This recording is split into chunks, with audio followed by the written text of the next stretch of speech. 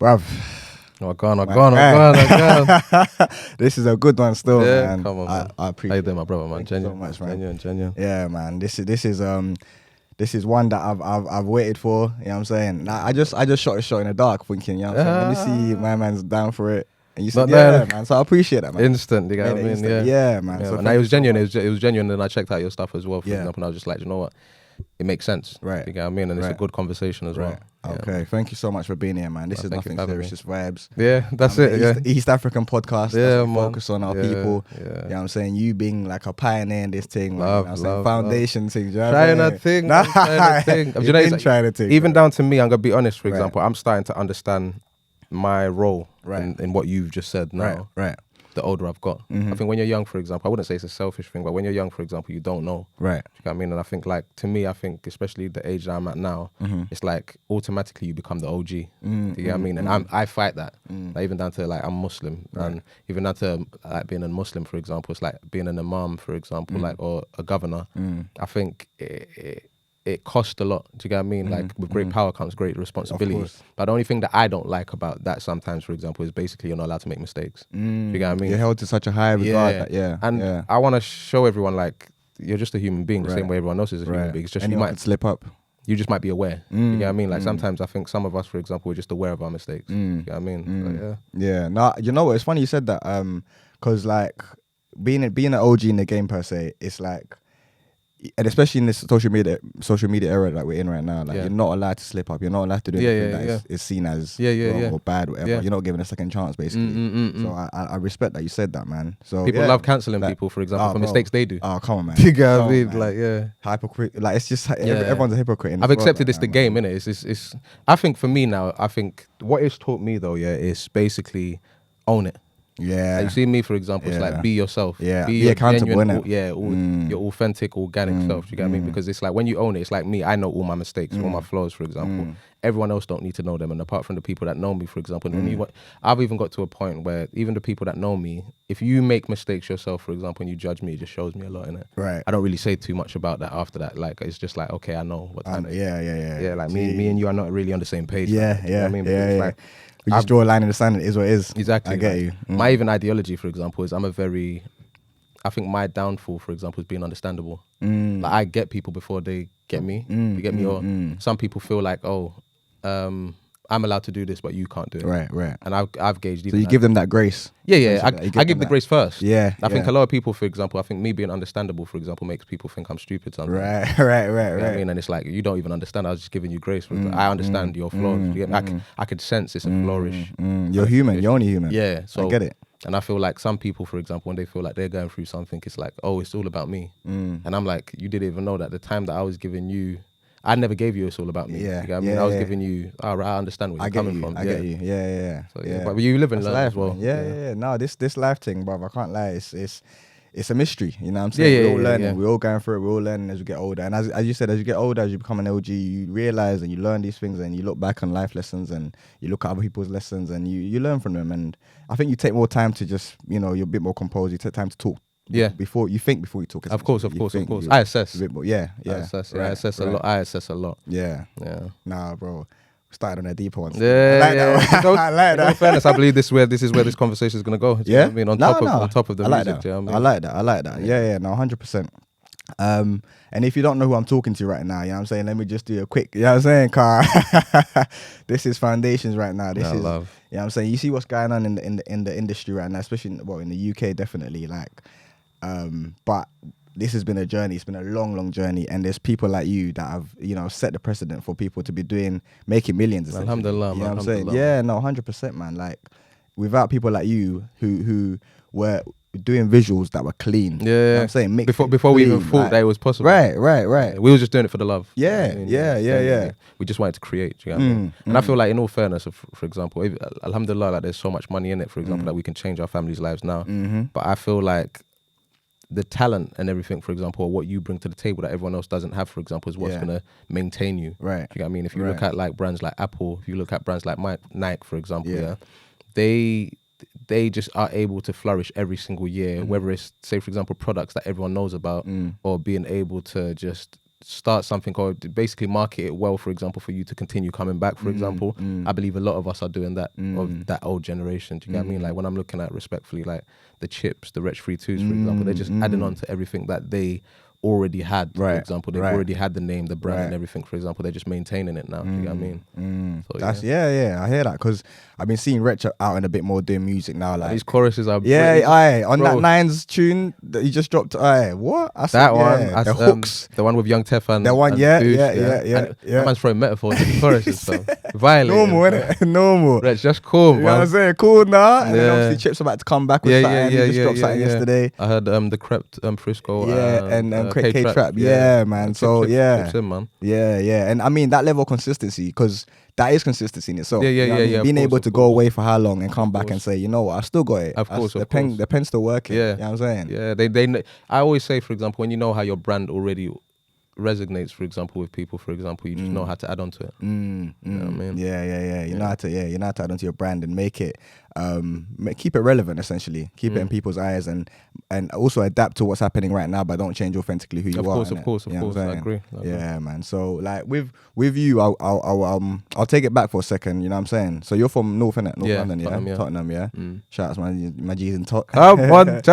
You support Tottenham? Nah. Okay. My older brother does. Still. Okay. I support Arsenal still. My guy, this is why we got along still.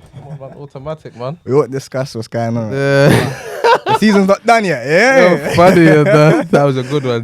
But so you grew up in Tottenham. Yeah, I grew up in Tottenham, man. What was that like? Tottenham's it's character building. Tottenham's very character building, because Tottenham's one of them areas where it's like, I said this to my brethren today. I was like, Tottenham was one of them ones, because I'm Muslim, and in my household, for example, everything was governed. Right. I come from a very good home. Do you get what I mean? Right. But outside of the house is not the home. So if you try to use your analogies of the home outside, it's not working. Yeah. So, and only people that mentally understand. There's different rules outside. Yeah. Of course. Yeah. So to a degree, Tottenham's like, you have to adapt. So depending on what you want to do, for example, is how you adapt. You get what I mean? Like if you're a good guy, for example, playing football, you focus on that. Right. If you're doing road, you focus on that. If you're doing music, you focus on that. Yeah. Some of us, for example, to a degree, ended up focusing on all of it in one. You get what I mean? Yeah. And then it's like, alhamdulillah, like me, I got sent to Uganda early. You get me? I got sent to Uganda when I was like 15. So it's like, to a degree, I call it purpose, innit? Like when you've got a purpose, for example, you kind of know, do you know what? I have to do this. Right. Like, even down to being a Muslim, for example, I think when you become aware of Islam, you know what you have to do. But then if you don't do what you have to do, bad things tend to happen, I believe. Do you get what I mean? So to me, it's the same thing. And I feel like, because man found music early, music just allowed me to kind of express myself better. Do you get what I mean? So music, to a degree, music allows me to actually be myself, because music gives me everything I actually need. It's your outlet. Everything, before music, for example, I'm doing the most. I'm on road doing bare stuff, for example, and it's like, mainly the reason at the time is money. You know what I mean? And then obviously you just bump into other little different other things, but mainly it was money. And then music, my first check was like 10K. Wow. At like 17. Wow. Everything I was doing before that wasn't getting me 10K at one time. Do you get what I mean? So it's like, eventually after a while, it's like, even when you want a different direction, everything you even want to do, for example, it's like, well, if I was making 5 bills there and a bag there, I've got 10 in my account. I don't really need to do that. Right. If I'm smart, for example, just invest the money or use maybe $2,000 to put into something that's gonna build it up. Do you know what I mean? So a lot of the time, for example, you don't know these things, for example. But when I was young, I didn't even know about investment. I didn't know about none of that. Of course. When I got upset, I went shopping. You know what I mean, I'm in Louis. You get me? I'm in Gooch. So but the older you get, the more you start realizing how the game really is. You know what I mean? So even down to me, for example, it's like, I believe when you are aware of these things and then bad things tend to happen, you have to kind of just govern yourself, for example, and just be like, you know what, cool. Today might not be the day. Let me try again tomorrow. Right. You know? We go again. Yeah. So that's the pattern. Okay. So, I mean, like growing up in Tottenham and growing up in that era that you grew up in, obviously there was the, as you said, there was, you know what I'm saying, you do road, you do music, you do sports or whatever. So for you, like falling into music, was it something that happened in school, or was it something that was like always in you, like something that you knew you loved music? So I'm a sort of person where I'm very expressive. Yeah, I believe it's a Pisces thing, innit? Even though, like I'm very expressive, for example. So I feel like if I feel something, for example, you'll know. Right. You know what I mean? Right. Yeah? You don't hide your emotions. Not like that. Don't get twisted. I govern my emotions. Okay. But I don't hide them. Okay. And especially when it comes down to like whether it's respectfully, whether it's women or people that know me personally, I think there's no point of being fake. Do you get what I mean? Whether if I'm upset with you about something, you'll know. Yeah. If I'm rare, this and that. And then when I feel like you don't understand, I'll stay quiet. Yeah. Do you get what I mean? Okay. And that's me governing my emotions. Yeah, you get what I mean? Like yeah. it's basically I don't want this to go bad. You Right. get what I mean? Right. You might not understand it, but I'm gonna just govern myself because I know this can go very left. You get what I mean? So I think music was one of them ones where it's the first time I could express myself without anyone interfering or anyone butting in. It was just you and the mic. I remember at the time. The first time like man even tried attempting music, I think I wrote Nico's lyric in Oye.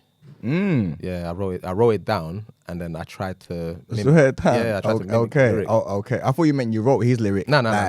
The one he spat. Yeah. I wrote it down on paper and then just tried to put my own words into it. Yeah. So that's how I was like, oh shit, I can do this as well. Yeah. So then eventually after a while, it's just like, all right, cool. And then obviously when you're young, you're like, all right, cool. Maybe what I want to talk about might not be what everyone's listening to. So let me see what everyone's talking about. And then you realize, oh shit, we're all on the road. Yeah. You get me? Okay, let me talk about that. I'm talking about bunning, man. I'm talking about these things, for example. And then at the time, I'm not even doing it. Yeah. It's only when you get older, for example, you have to kind of dwell into certain stuff, for example. But then eventually, after a while, it's like, before I could even go too deep into certain stuff, because obviously man started robbing and doing bad stuff. Just as a kid, you just want money, innit? And then before I could get too deep into certain stuff, my mum sent me to Africa.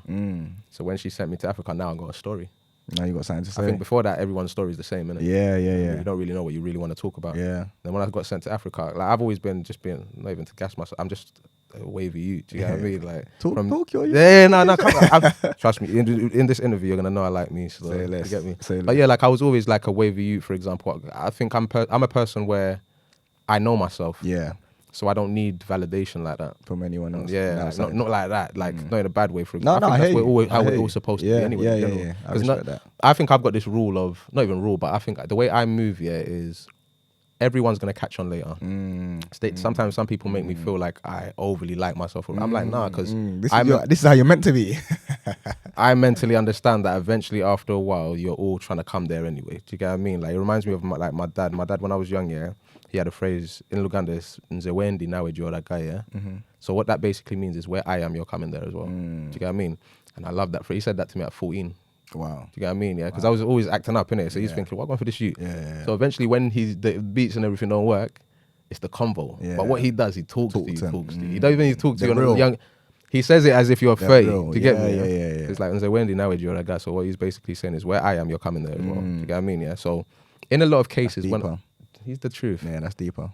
So in a lot of cases, when I even talk to my friends or people that I know that I got love for, I'll say certain stuff. They might not get it. It seems like I'm bugging. It seems like I'm tapped. Yeah. And then later on, they say the same thing I said 3 months ago. And I'm like, why didn't you listen when it was man? But then I realized, oh, you just weren't at that frequency at that precise moment in time. I can't even blame you for it. And I'm not allowed to be mad at you. No, you can't be. That's what I mean about because we weren't on the understanding same level. Yeah. The understanding thing is a bit jarring because it's like when you understand where someone mentally is, for example, you're just, and you can't change it. You got to dumb yourself down a little bit sometimes just to... It's tiring, fam. Right. I stopped doing it now, though. Right. I think now, for example, it's just, you have to understand. I mentally look at it like, I'll always show love and respect and what I need to do for people. But if we're not on the same frequency, I have to allow it. It is what it is. Because if you don't allow it, for example, you're going to overthink it. Yeah. Not in a bad way. I realize how people are as well. Yeah. They make you seem like you're the crazy one. You're the mad one, yeah. So I've just got to a point where, cool, let me just leave it alone. You know what I mean? Yeah. Fitting into society is an interesting one, isn't it? Because at the end of the day, if you're not someone that fits into the construct of what society is meant to be and what people think is this is what you're meant to do, this is how you're meant to think, this is how you're meant to talk, then you're the one that's mad, you know what I mean? Of course. And that's an interesting one, but I won't get into that just yet. Yeah, I'll carry on with the growing up and the music thing for now. Yeah. Well, even I want to talk about going back to Uganda first, but I mean later on. But for now, so the music thing. So you found the passion, or you found the love for it early in school, or you know when you do something the first time and then you're just amazing at it. Right. That's exactly what happened. That's what happened. Yeah, like I'm a person, for example, when I'm writing someone else's lyrics, for example, it's just like, oh wow, this sounds good. Yeah, and I put my own lyrics in it. Sounds amazing. But then when you go construct your own flow, your own structure, your own 8-bar, and then everyone else is gassing you as well. Like someone said to me one time, self-praise ain't no praise, innit? So when you gas yourself up, for example, it's not really, when someone else is telling you, or 10 people are telling you, or 15 to 20 people are telling you your code, It's a different feeling. Different gas. It's to a degree as well. It's overwhelming. Yeah. You get what I mean? So, yeah. Because now you got to do it again. Yeah. Yeah. But that's my thing. I think my test has been, and I think that's why I could have blown ages ago, I believe, to the degree that I wanted to blow. Okay. I've still done well, but I could have overly blown. Right. But I'm a person that always want to do it again. Right. I always, that high, I need it. But I just make sure I use it in music now. Yeah. Do you get what I mean? Like, if, like, I personally believe, the main reason I believe I'm an amazing artist, is because I don't care who it is, what it is, wherever it is, for example. Some people got egos and rare this and that, but the truth of the matter is I come there, I write the bar there and then, just to let you know as well. Right, that's me, yeah. And then I put it down and it sounds good. Sometimes it hits, sometimes it doesn't. 90%. But that's creativity, don't it? Of course. But 90% of the time, I'm good, yeah. There you go. Yeah, I'm elite. Yeah. 100%. 100%. Of the time. Yeah, man. Like, I mean, like when you coming out in that era of like, you know, the transition of from garage to grime. You know what I mean? When's the first time that you heard grime and thought, like, yeah, this is going off. Like, this is Dizzy, you know? Dizzy. Okay. When I was watching, obviously, you come from school. I remember one time I've come from school, yeah. I'm not going to bait my brethren out. I've come from school and we've gone to link a gal, me and my brethren, yeah. He's gone to be in it, let me be very honest, yeah. It's funny enough, it's opposite my mum's house now. Ah, mad.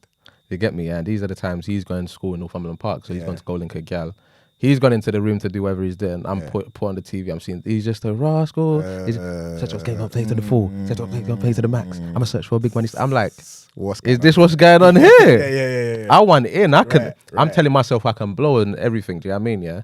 So when I've seen that, obviously I believe whenever it's a bit far from you. So Dizzy's from East. Yeah. So when it's a tad bit far from you, it's like, cool. It's just a vision. The person that made me realize, and I'll even say this from today, like Chip, I remember coming back from Uganda, Chip went to go do something with Wiley.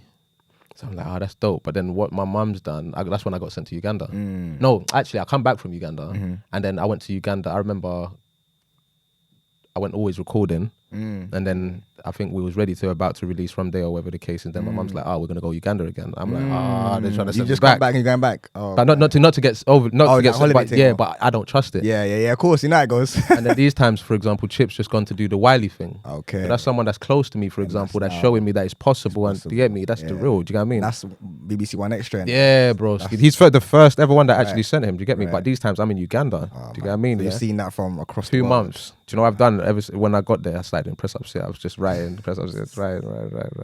Come back, I'm wham as well. Yeah. You get me? I'm walking around like that. No talk. Blenched. But I'm like, bro, just get me to either studio or a set. Do you get me? And then from there, I just knew, like, cool, no distractions. Just get on your job because Chips did it. You're next to Chip. It's possible. Do you know what I mean? So yeah. And From Day, was it recorded by then?